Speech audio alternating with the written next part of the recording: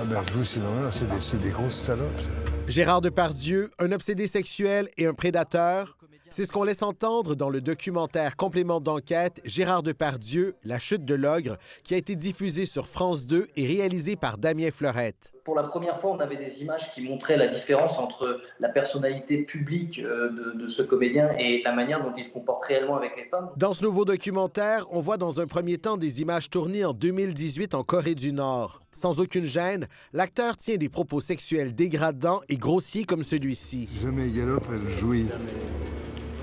C'est bien, ma fifi, continue. Mais il y a plus. L'émission Complément d'enquête a rencontré de présumées victimes d'agressions commises par Gérard Depardieu.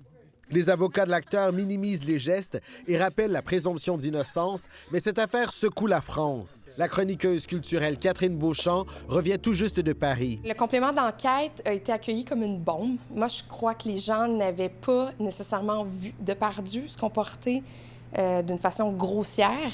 Et là, de le voir en image, ça a donné comme une espèce de vague de choc.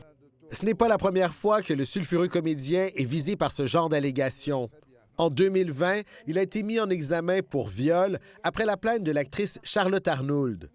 En avril dernier, le journal Mediapart rapportait les témoignages de 13 femmes qui disent avoir été agressées par Gérard Depardieu. Ce qu'on a voulu faire, c'est donner plus de crédibilité à la parole de ces femmes qui accusaient Gérard Depardieu en montrant ce à quoi elles ont été confrontées. Vive le Québec.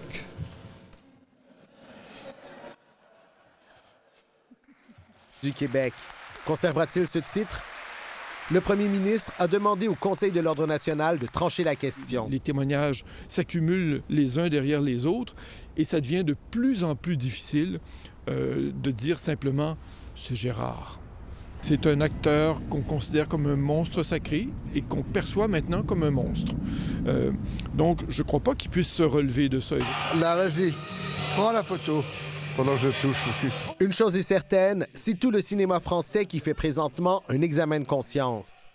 Ici Nabi Alexandre Chartier, Radio-Canada, Montréal.